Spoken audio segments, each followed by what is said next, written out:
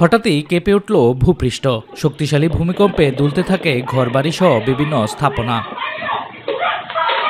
ভূমিকম্পে নারায়ণগঞ্জের রূপগঞ্জে কোন্দাইলে দেয়াল চাপায় প্রাণ গেছে এক শিশুর। এ ঘটনায় শিশুর মা কুলসুম বেগম এবং প্রতিবেশী জেসমিন বেগম আহত হয়। স্থানীয় প্রত্যক্ষদর্শীরা জানায়, সকালে ভূমিকম্প শুরু হলে শিশু ফাতেমা ও তার মা কুলসুম বেগম এবং প্রতিবেশী জেসমিন বেগমকে সঙ্গে নিয়ে ভুলতা গাউছিয়া যাওয়ার পথে ছিলেন। এ সময় সড়কের পাশে একটি পুরনো দেয়াল প্রবল কম্পনের মুখে তাদের উপরে ধসে পড়ে। দেয়ালের নিচে চাপা পড়ে ঘটনাস্থলে শিশু ফাতেমার মৃত্যু হয়। এছাড়াও রূপসী এলাকায় ঘরের ছাদের প্লাস্টার খসে আহত হয়েছে 2 জন।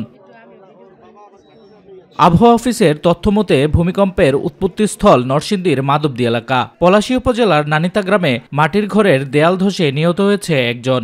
সদর উপজেলার গাবতলী এলাকায় একটি বাড়ির ছাদের রেলিং ভেঙে 4 জন গুরুতর আহত হয়েছেন। এর মধ্যে 2 জনকে উন্নত চিকিৎসার জন্য ঢাকা মেডিকেল কলেজ হাসপাতালে প্রেরণ করা হয়েছে। এদিকে গাজীপুরের টঙ্গী ও শ্রীপুরে ভূমিকম্পের সময় কয়েকটি পোশাক কারখানায় হুড়োহুড়ি করে নামতে গিয়ে আহত হয়েছে অন্তত শতাধিক শ্রমিক। শ্রীপুর পৌরসভার গড়গড়িয়া মাস্টারবাড়ি এলাকায় ডেনিমেক লিমিটেড পোশাক কারখানা ও টঙ্গীর ফ্যাশন পালস লিমিটেড সহ কয়েকটি কারখানায় এই ঘটনা ঘটে। আহত শ্রমিকদের বিভিন্ন হাসপাতালে নেওয়া হয়েছে।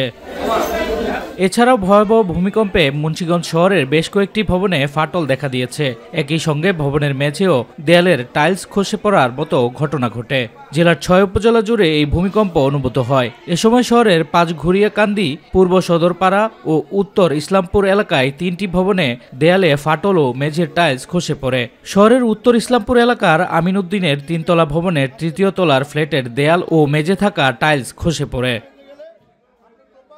আবহাওয়া অধিদপ্তর বলছে, ঢাকা এবং এর আশপাশে বিগত কয়েক দশকে সংঘটিত হওয়া ভূমিকম্পের মধ্যে এটি সবচেয়ে শক্তিশালী এবং সর্বোচ্চ মাত্রার ভূমিকম্প।